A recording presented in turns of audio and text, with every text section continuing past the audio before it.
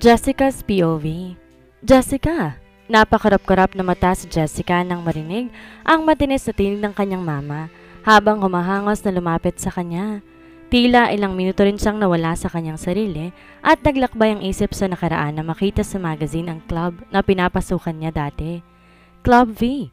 Usal niya sa kanyang sarili. Welcome back, anak. Magtatagal ka ba rito o baka naman aalis ka rin kaagad? Tanong ng mama niya habang nakahawak sa braso ng Tito Roger niya. Kasama ang Tito Roger niya na sumundo sa kanya sa airport at tulad ng mama niya, ganon din ang tanong nito sa kanya. Kung mananatili ba siya rito o muling aalis? Hindi niya lang kagad nasagot dahil nanumbalik na naman ang alaala niya sa peste na pagsintang pororot niya. Huwag ka nang umalis, Jessica, para nandito ka sa birthday ng mama mo at sa... Hinawakan nito ang tiyan ng mama niya. Baby reveal party para sa kapatid mo? Namilog ang mga mata niyang napatitig sa mama niya. Buntis ka, ma? Tumango naman to bilang sagot sa kanya.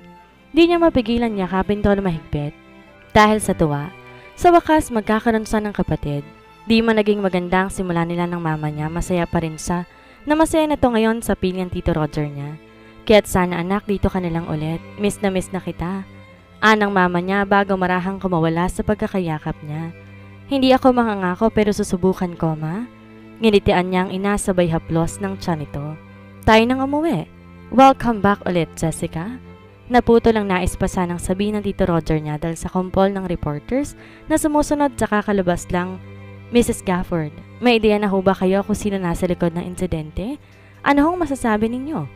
Mr. Gafford, ano hong masasabi ninyo dahil kayo ang tinuturo sa likod na naturang plane crash? Marahan siyang hinila ng mama niya na nagpabalik sa diwa niya. Halika na, anak. Maano hong nangyari? Kuryosong tanong niya rito bago muling sumulyap sa lalaki at babae na hinahabol ng mga reporters na ngayon sumakay na sa kulay itim na kotse. Kilala niya ang lalaki at pamilyar din sa kanya ang babae. Plane crash yata. Tapos dalawa pasahero ay mag-asawang Santiago. Ay yung anak ng mayamang businessman na si Mr. Alexander Gafford. Ang napangasawa yung kaisa-isang anak ng Santiago. Paglalahad naman ito. Kumabog na mabilis ang kanyang puso at namawi sa mga palad niya nang marinig mula sa kanyang ina ang apelidong Gafford. Kahit 6 na taon na nakakalipas, kabisado niya pa rin sa isip ang mukha ng kaisa-isang lalaking minahal niya na sobra. Ang lalaking nag-iwan ng malalim na sugat sa puso niya. Ikaw, Jessica, wala ka bang balak na makipagkita kay... Ma?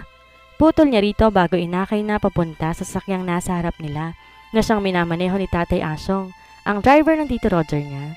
Umuwi na tayo. Tumango naman to at di na nangulit pa. Habang siya naman hindi mapakali dahil parang isang pelikula na nanumbalik sa kanyang alaala, ang lalaking nagpatikim sa kanya ng tamis at pait ng unang pag-ibig. Jessica's POV. Pagbalik sa nakaraan. Tunog ng maharot at malakas na musika.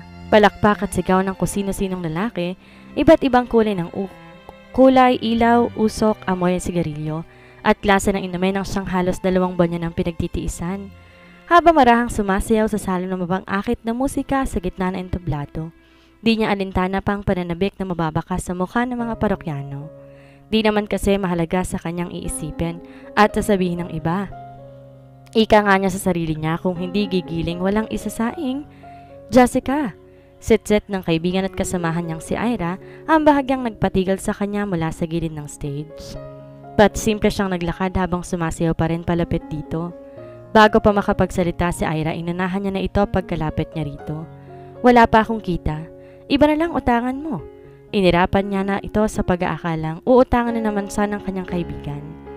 Napakahigpit niya ngayon sa pera dahil magaling niyang ama wala pang binigay na ayuda sa kanila ng mama niya. Hindi rin siya nakapag-enroll sa Asian Institute of E-Commerce dahil mistura silang isang kahig isang tukang mag-ina. Kaya naman ang balak niya sanang pagre-resign ng Club V ay hindi na natuloy-tuloy pa. Saan naman kasi sila pupulutin ng mama niya kung sakaling aalis siya ng trabaho at muling itataas ang kabundok niyang pride para lamang mag-aral ulit. Sabi kasi ng mga chismosa nilang kapitbahay ang kabataan daw pag-asa ng bayan, kaya naman nainganyo siyang mag-aral ulit. Naniniwala naman siya roon kaya nga nagsisikap siya. Pero eto siya ngayon, paboritong laruan ng pesting mga kalalakihan. No choice eh. Alangan si mamang sumayaw-sayaw dito. Baka naman balina ang tadyang nun. Wala pa rin kinita sa buong maghapon. Aniya sa sarili. Dalawa ng bill ng kuryente nilang siya ang nagbabayad. Nag-reading na naman kaya't malamang na for disconnection na sila sa sunod na buwan kapag di pa siya nakabayad.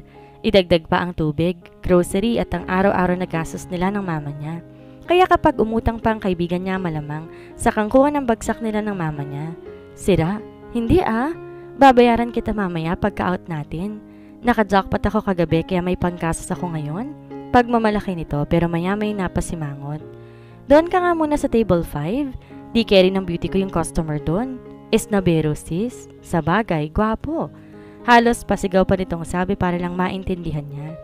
Sa lakas kasi ng musika sa club, kailangan talaga nilang magsigawan para magkarinigan. Pangit kasi ng makeup mo pang bakla. Ani rito. May napala ka ba? Binigyan ka? Sunod-sunod niya pang tanong. Ang pangbuburaot gawain na nilang magkaibigan sa mga customers na madaling bulahin. Tamang harutan lang, no kiss, no hug at walang pakikipagsalo. Hawak-hawak lang sapat na, tapos ayun, hiritan mo na ng pera. Nga ako sisi, problemado yata si Pogi. Walang pakialam na tinanggal nito ang paldang suot, pati din ang blazer. Tayong kulay itim na undies at pang itaas na lang nito ang natira bago kinindatan siya. Gora na, Jessica. Carry na rito sa dance floor. Ikaw muna ang kay Pogi. Salamat! Wala na siyang ibang nagawa pa kundi ang suotin ng palda at blazer ng uniform nilang mga dancer dito sa Club V. Bago nagtungo sa table 5 na sinasabi ni Ira, kahit madilim at tayong ilaw lang ng disco light na nagsisilbing liwanag sa club, kitang-kita niya mula sa kinaroroonan niya ang likod ng lalaking sinasabi ni Ira. Mukhang matangkad, likot pa lang panlaban na, at ang balikat parang kaya siyang pasanin kahit saan. Sana lang mapasan din ito ang problema niya sa pera. Sugar daddy lang ang peg? Papasa naman na akong sugar baby Bulong-bulong niyang sabi. Lumapit siya at umupo sa bakanting upuan sa tabi nito. Hi, Pogi? Natigilan siya at muntik masamid ng sarili niyang laway nang lingunin siya nito. Tulad ng sinabi ni Ira, gwapo nga ang lalaki. Kulay asul ang mga mata na tingin pa lang parang nasa langit ka na. Mapupula ang labi at tila nang aakit na mahanggan hanggang sa maupos. Yes? Bagot na sabi ng binata pero tila musika sa kanyang pandinig. Malamig pero buong-buo ang boses ng lalaki na para bang nag-e-echo pa rin sa tenga niya. Boses pa lang makalaglag pang ibaba na. OMG! Willing akong tumambling mapasakin lang si Pogi na mukhang yayamanin. What can I do for you? Dugtong pa nito. Nakakunot ang makapal nitong kilay, pati na ang makinis nitong noo. Mahalin mo lamang ako. Okay na sa akin. Kahit wiwi na lang maging pahinga ko. Ngiting-ngiting sagot niya naman na para bang nahihipnotis mo na sa mukha ng gwapong lalaki. Lalo nangunot ang kilay nito at pinakatitigan siya sa mata. Naka-contact lens ka ba? Gwapo, pero usisero. Hindi Original lang mata ko, puso ko lang ang fake. Sabi kasi nito, I like you. Pero ang totoo, mahal na pala kita at doon sigurado ako. Banat pa niya na tayong siya lamang yata ang kinilig. Napabuntong hininga lalaki at nasa pong sariling noo. Halatang dito natutuwa sa kakornihan niya. Gumagamit ka ba? Oo, aniya sabay kindat. Tuluyan ang nahumaling sa'yo. Naiiling nang umisin na lang ito at saka tumungga sa bote ng alak na hawak nito. Walang epekto rito ang pagpapakute niya. Pati na rin ang mga banat lines niyang inaral niya pa talaga. Seryoso pa rin kasi ang mukha nito habang pinagmamastan siya. Nakaramdam tuloy siya ng konting hiya. Noon pa man kasi pulutan na silang mag-ina ng mga kapitbahay nilang chismosa. Kesyo may lahing Amerikano raw kasi ang tatay niya na nabengwet ng mama niya sa club dati. Tumagal ng 1 linggo hanggang sa nabuo siya. Nang mailuwal na siya ng mama niya, daig pa ng tatay niya ang nag-champion sa fun run. Tumagal na ilang linggo hanggang sa nabuo siya. Nang mailuwal na siya ng mama niya, daig pa ng tatay niya ang nag-champion sa fun run. Umis ka po pagkatapos makabuo. At sabi pa rin ng chismosa nilang kapitbahay, palibasa nga Amerikano raw ang tatay niya, kaya magkaiba ang kulay ng mga mata niya.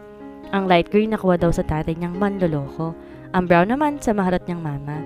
Pero ang totoo walang kwenta talaga ang mga kapitbahay nila at hindi alam ang heterochromia. Inuna kasi ang pakikipagchismisan sa daan kaysa mag-aral, mga sira. Huwag mo kong masyadong titigan na para bang gandang-ganda ka sa akin kahit totoo naman. Baka ma-inlove ka sa akin, ikaw rin. Hindi kita sasantuhin. Bahagya niyang kiniling ang kanyang mukha bago kumindat dito. Pwede ba akong umilit sa'yo ng pera? Gipit lang talaga. Aniya pa. Nagbabaka sakaling mahututan niya ang lalaki. Lalo nangunot ang kilay nito at mukhang nagtataka sa sinabi niya. Wala pa akong trabaho but 2 years from now, bilyonaryo na ako. I will be the boss of Asia. Pwede kang mangutang with 10% interest. Presyong, pinasadahan na muna siya nito ng tingin mula ulo hanggang pababa. Magkakilala, I think? Halos bumagsak ang panga niya sa sinabi nito. Sira ka ba? Mambuburaot lang ako sa'yo pero hindi ako uutang. Ibig sabihin, natigilan siya at napaisip. Kailangan niya tong maakit para mahiritan niya at di niya magagawa yun kung magtataray siya. Kaya naman ngumiti siyang pagkatamis-tamis bago nang halumbaba sa mismong harapan ng lalaki. Yumuko pa nga siya para lang makita ang hinaharap niyang gakasing pang upo ng 1-month-old na baby. Gusto mo bang haggan kita? Pero kapalit nun, pera. Ano, payag ka? O baka gusto mo lumuhod pa ako sa harapan mo? Di naman to kaagad nakapagsalita. Pero nakabawi dumukwang ito sa kanya na halos isang dangkal na lang pagitan ng labi nito sa labi niya. Really? Willing kang lumuhod sa harapan ko at manalangin? Iba ang niluluhuran ko. Tiningnan niya to sa labi pababa sa balikat at katawan nito na natatakpan ng mesa bago binalik ang tingin sa mata nito. Baka pag nanalangin ako sa'yo, makalimutan mong pangalan ng mama mo. Try me. Di rin naman nagpakabog ang lalaki, tinaplos pa ang mukha niya. Tell me, what's your name? Kuryosong tanong nito habang nakatitig sa magkabilang uri niyang mga mata. Sumilay ang mapang-akit ng ngiti sa kanyang labi bago kinuha ang papel sa loob ng kanyang pang-itaas. They call me Jessica but you can call me anytime. Binigay niya nito ang maliit na kabirasong papel at bahagya pa ring hinagka ng labi nito pagkatapos ay iniwan to na parang bang walang nangyari. At yun ang normal na gawin pa nito bago to magdemand ng kung ano-ano sa kanya. Gwapo ngang lalaki pero bukas din ang bulsa katulad niya. Kaya naman, thank you na lang sa everything. Sa kabilang banda, kababaeng tao inuumaga na ng uwi. Napairap siya na makitang nagkumpulan na naman sa daan ang mga batikang chismosa sa kanilang barangay. At syempre, sino pa nga bang pag-uusapan nila kundi siya? Jessica Lynn Silverio o kilala bilang Jessica. 17 taong gulang at ang pinakamagandang nilalang na paboritong pulutan mula umaga hanggang kinaumagahan ulit ng mga batikang chismosa sa kanilang lugar, ang Purok 5 Marites Street, Barangay Santa Maria. Kayong aga-aga, chismisan kaagad ang alam. Ani niya sa sarili habang papalapit sa mga living CCTV ng kanilang barangay. Bali-balita kasi nagtatrabaho yan sa bar. Ko, tingnan nyo, ang itsurat pananamit. Di na ako magtataka kung isang araw buntis na yan. Muli siyang napairap. Yung kapitbahay nga namin, sinabihan din akong maagang mabubuntis. Ayun, ang anak niya palang maagang najontis. Karma is real. Kuminsan nga hinahatid pa yun ng mga lalaki. Take note ha, iba't ibang lalaki. Hindi na lang mahiya, kung anak ko yan baka nasa bunutan ko na. Mabuti na lang pala't hindi ikaw ang mama ko dahil kung hindi, baka ako pa mismong manabunot sa'yo dahil sa pagiging chismosa mo. Kanina pa nga ba magmamana yan? Eh di sa maharot niyang ina. Kita niyo nga't kabit ng mama niyan sa bar at di malang nakuha ng papa niya. Kawawang bata, lumaking wala sa tama ang landas. Okay, may punto naman sila. Maana ko sa mama ko pero at least hindi ako chismosang katulad ninyo. Pagpato na lang niya sa mga ito sa kanyang isipan. Huminto siya sa paglalakad, pumunta ng tindahang kinaroroonan ng 3 chismosa nilang kapitbahay. Natigil sa pagchismisa ng 3 at kunwari pa yung umiti sa kanya.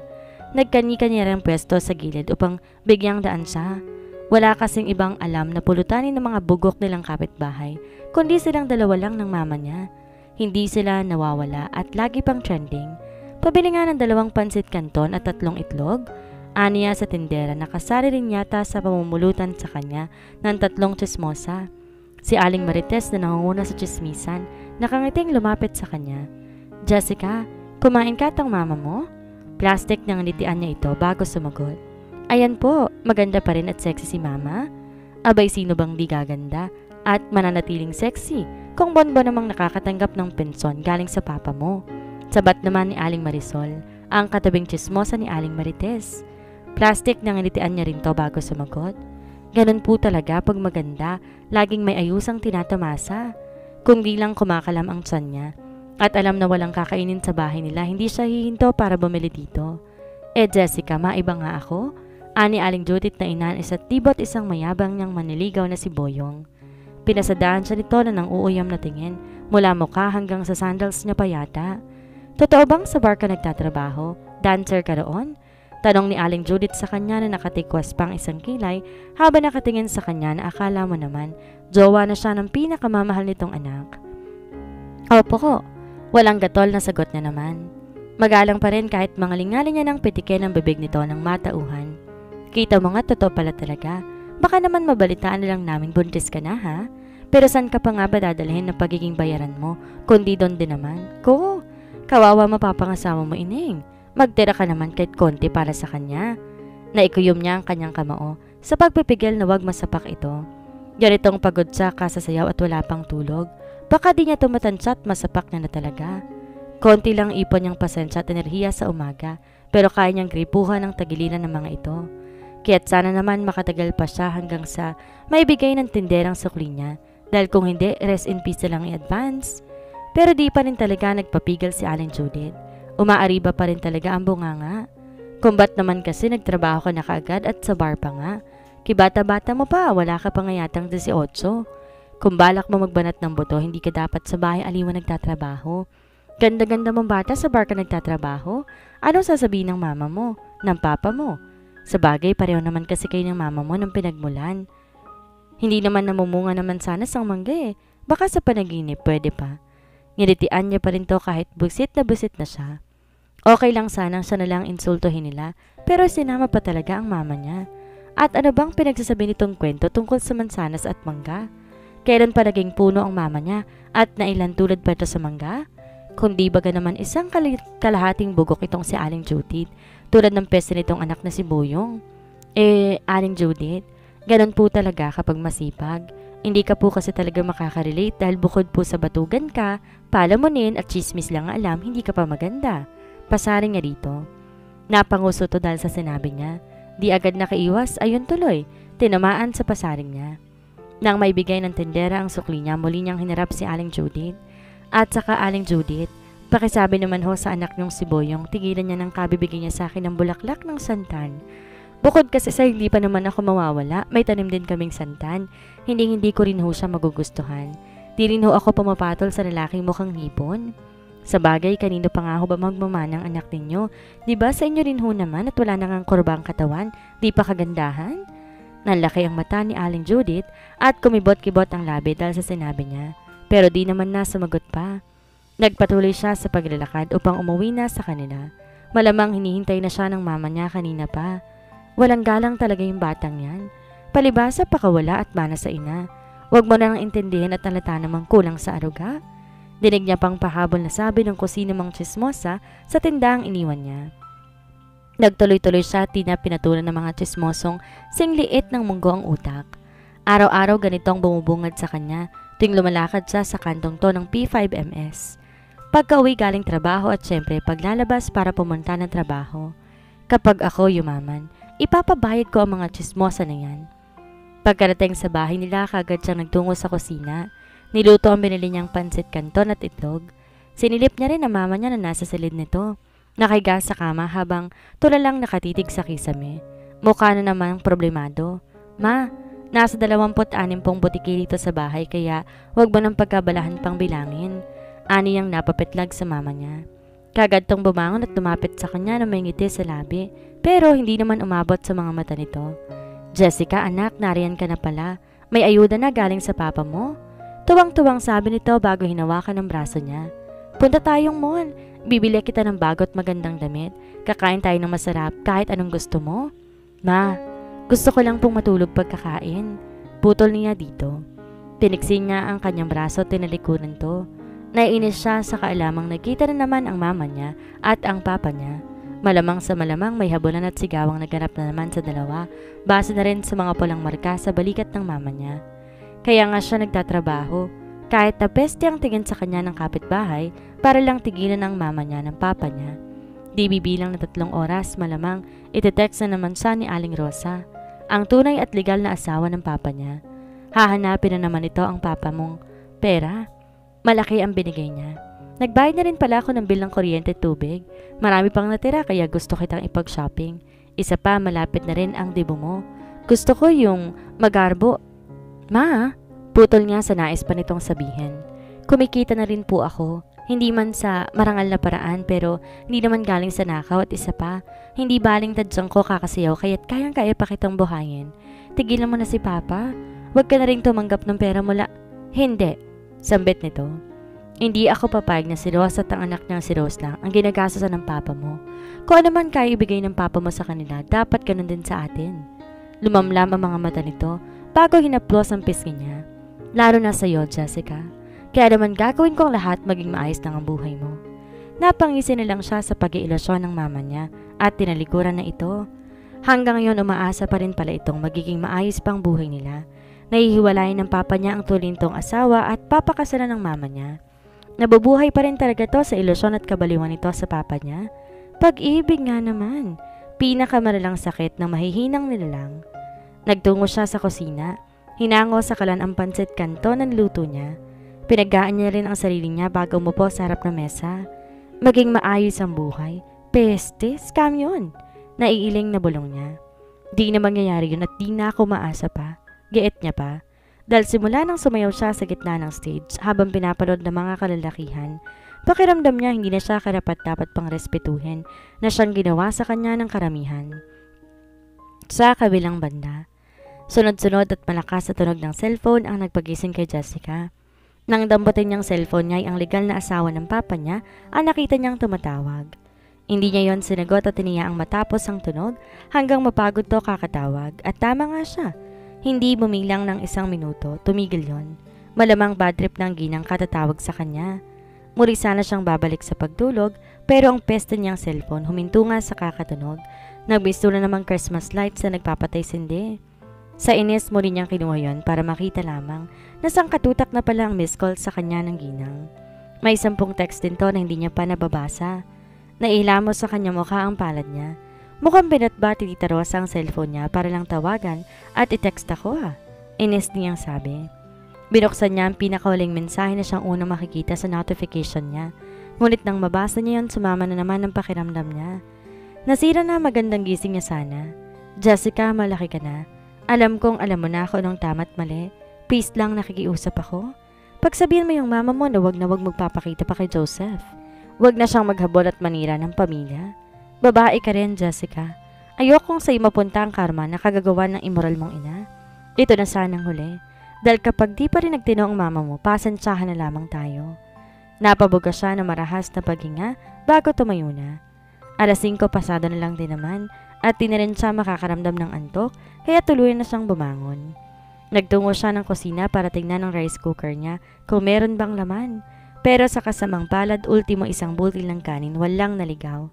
Nang bumaling siya sa ref nila, napansin niyang nakadikit doon na kapirasong papel. Jessica, umalis na nga mama at baka gabihin na sa pag-uwi. Mag-order ka na lang ng pagkain mo. Anak, kung hindi ka makakapagluto, nag-iwan ako ng pera sa itaas ng ref. Napailing siya at nasapo ang sentido. Kaya naman pala, nang gagalaitin na naman sa galit si Aling Rosa. Malamang nagkita na naman ang mami niya at ang babaero niyang papa. Ang talim din talaga ng perlas ni mama eh. Hindi na nagtanda. Kinapaan niyang itaas ng ref at doon nga, may nakuha siyang 5,000 piso na tagi 1,000. Pinakikitaan na naman ng papa niya ang mama niya ng pera, kaya naman ang mama niya ay malamang nabuka ng buka. Malamang na binubusog din ng papa niya sa kaka-I love you ang mama niya na 1,000 at 1 marupok. Kapag nalaman ni Aling Rosa ang ginagawa ng mama at papa niya, trending na naman silang mag-ina. Hay, buhay naman talaga oh, parang life lang. Naiiling niyang sabi. Kinuha niyang 5,000 at basta na lang nilagay sa wallet niya. Tumuloy na rin siya sa banyo para maligo. Total maaga pa at nagbibigay na naman ng ayuda ang papa niya, di mag-shopping na muna siya bago pumasok ng club fee. Halos kalahating oras din ang itinagal niya sa banyo. Siguro naman natanggal ng lahat ng sama na loob sa balat niya sa tagal niyang maligo. Nagsuot lang din siya ng ripped skinny jeans at fitted sando crop top. Labas ang kalahati ng tiyan niya pero feeling niya sexy siya roon. Crop top now, kabag later. Naglagay din ng manipis na makeup para di naman siya magmukhang nene. Yun din kasi tingin sa kanya na nakakasama niya sa club V. Sa bagay, mas matanda pa rin ng 2 buwan si Ira sa kanya. Kaya naman siya pa rin talaga ang pinakabatang dancer sa club. Magde-18 pa lang siya sa sunod na buwan. Di na siya nagpatuloy sa pag-aaral ng kolehiyo dahil naputo lang suporta ng papa niya sa kanila noon. Di naman niya kayang pag-aralan ng mama niya dahil wala naman tong trabaho. At ayaw din daw magtrabaho. No choice, kaya siya na lang. Ang problema bukod nga sa minor de edad siya. Wala rin siyang may papakitang papel sa mga ina-applyan niya. Ang dami-dami pang hinahanap at qualifications. Dapat din may experience sa trabahong papasukan mo. Samantalang kaya nga siya mag-a-apply ng trabaho para magkaroon ng experience at syempre para kumita. Bulok na sistema. Napapailing pang sabi niya. Kaya naman, sa club na ang bagsak niya. Doon walang qualification, walang experience na hinahanap. Di rin basihan ng taas o baba ng pinag-aralan. Basta't marunong kang sumayaw at matibay ang sikmura, tatanggapin ka. Sa loob ng 2 buwan niyang pagtatrabaho doon, wala pa namang gumawa na masama sa kanya dahil kahit natingin niya ay iba, bar o club lang yon, mahigpit pa rin na sigurado doon. Na matapos maglagay ng manipis na make-up, pinasadahan niya ng tingin ang replika niya sa salamin. Sa edad na 17, sino mag-aakala na sa bar siya magkatrabaho? Maamong mukha niya na kung walang makeup, magmumukha talaga siyang nene. Natural mapula ang manipis niyang labi, matangos ang ilong at malantik ang pilik. Pero ang best asset niya talaga ay ang mga mata niya. Magkaiba kasi ang kulay noon. Ang isa light green habang ang isa brown. Wala namang problema sa paningin niya. Pero nung pinasuri nila ng mama niya ang mata niya, meron daw siyang heterochromia. Di naman maituturing na malalang sakit dahil di naman sagabal sa kanya ang mga mata niya. Sadyang marami lang talagang taong mapanghusga na akala mo naman magaganda. Nang sa tingin niya ay okay na siya, sinuot niya na ang cocktail niyang sapatos at sinokbit sa balikat ang kaisa-isa niyang MK or Michael Keme na bag na nabili pa niya sa Divisoria. Pagkaalis niya ng bahay nila, sumakay na kagad siya ng tricycle para di niya na makita pa ang hampas lupang chismosa sa daan. Sa palengke lang kuya, special na. Aniya sa driver. Malapit lamang naman ang palengke sa kanila pero kakailangan niya pang sumakay ng jeep papunta sa Club V. Wala naman kasing mall sa mismong lugar nila. Pagkarating ng palengke, kaagad niyang inabot ang 50 pesos sa driver. Dali-dali din siyang sumakay sa papaalis na jeep. Pilit na lang niyang siniksik ang sarili para lamang magkasa siya. Bayad nga ho, o longga po. Sigaw niya para marinig ang tsoper ng jeep. Ilan sa 100? Nakangusong sumagot siya habang nakatingin sa tsoper. Pwede hubang kalahati lang? Ani at inirapan pa mga paserong napapatingin sa kanya. Kalahating pang upo ko lang ho kasi nakaupo eh. Yung isa konting-konting lang bibitaw na eh. Sa nipis kong to di pa talaga ako nagkasya? Asek niya pa. Pinaayos naman ng tsoper ang ibang pasahero para lamang magkasya siya. Ilang minuto pa naging biyahe hanggang sa marating na nga niya ang mall. Pumasok na siya doon kaagad. Pero ang pinagtataka niya, bakit parang walang masyadong tao? Kaagad siyang nagtungo sa outlet ng mga damit. Kailangan niya kasing bumili ng panibagong damit na ng iba niyang damit, luma na. Ang iba naman maikli niya masyado at medyo masikip na rin. Ilang taon niya na rin kasing pinagtitiisan ang iba niyang damit. Sa Nike store siya tumuloy at agad na naganap ng matitipuhan niyang damit. Pero hindi pa naman nagiinit ang kamay niya kakahanap. Napansin niya ang pamilyar na bulto ng lalaki. Nasa kabilang stall ito at nakatalikod, kaya naman hindi niya nakita ang mukha. Baga pa siyang lumapit at pasimpeng sinilip ang lalaki. Ganoon na lamang ang pag-awang ng labi niya nung tama nga ang kanyang hinala. Pogi! Ani at sinitsitan ito. Lumingon naman ang lalaki pero lukot ang kili nito. Ay sus! Feel na feel mo naman tinatawag kang pogi. Giit pa niya tuluyan nang nilapitan ang lalaki. Salubong pa rin ang kili nito pero hindi naman galit. Have we met before? Do I know you? Nagtataka at sunod-sunod pa nitong tanong sa kanya. Inirapan niya ito. Ay, wow ah. Sa ganda kong to, talagang nakalimutan mo kaagad ako. Na-hurt ako ng very light to na. Anyway, it's me, Jessica. Pinakamagandang babae sa Club V. Nawala ang pagkakakunot nito at nilapitan ng bahagyang kalituhan. Oh my, you look young. Ilang taon ka na ba? And what are you doing here? Lo, OA lang? Tinaasan niya to ng kilay bago humalukip-kip sa gilid. May bibilhin lamang ako pero nagbago ng isip ko. Parang ikaw kasi ang latipuhan ko rito eh. Willing ka bang ibenta sa akin ang sarili mo? Aniya at ginitian ang lalaki. The mall is closed. Umilap ang mga mata nito. I mean, ngayon lang to sarado. Pinasara na muna ni Dad dahil bibili ka. Ano? Gulat na tanong niya. Ang gara naman ng daddy mo kay papasara ang mall na to para bumili lamang ng kung ano. Dito nagulat sa naging reaksyon niya. Tamang nakamata lamang sa kanya at para bang naa-amaze sa kapestihan niya. Hindi mo siguro kilala ang daddy ko. Anito sa patanong at mababang tono. Bakit ko naman kikilalanin ang daddy mo? Hindi naman siya ang type ko. Hinawakan niya ang kwelo ng polo ng lalaki at nakangising sinalubong ang titig nito. Kinabig naman siya ng lalaki na ikinagulat niya. Bakit? Sino ba ang type mo? Seryosong tanong nito. Hindi nakangiti at di rin nakasimangot pero walang emosyon sa aso nitong mga mata. Yung anak ng daddy ko? Anitong patanong at sa mababang tono. Walang gatol niyang sagot. Bagya niya itong tinulak o pamakawala sa pagkakahawak nito sa kanya. Damang-dama niya kasi ang init ng palad nito na may kakaibang hiliting hatid sa katawan niya. Ngumisi lang ang lalaki, tinawad ang buhok nito na mas madulas pa yata kaysa buhok niya. Dalawa ang anak ng daddy ko, isang panganay at ang bunso, parehong lalaki. Parehong gwapo at pareho ding macho. Sino doon ang type mo? Kunwari nag-isip siya at tumingin pa sa taas bago muling tumingin sa lalaki. Alin ka ba sa dalawa? Panganay o bunso? Seryoso pa rin ang lalaki bago sumagot. Panganay. Don't tell me ako ang type mo. Lumipat siya at tumingkayad bago bumulong. Pwedeng oo, pwede ring hindi. Depende sa performance mo, Pogi. Matapos niyang sabihin yon, walang lingon likod na iniwan niya na ito. Ngunit di lumampas sa kanyang pandinig ang sinabi nito na nagpakirot sa kanyang puso. Too bad, you're not my type.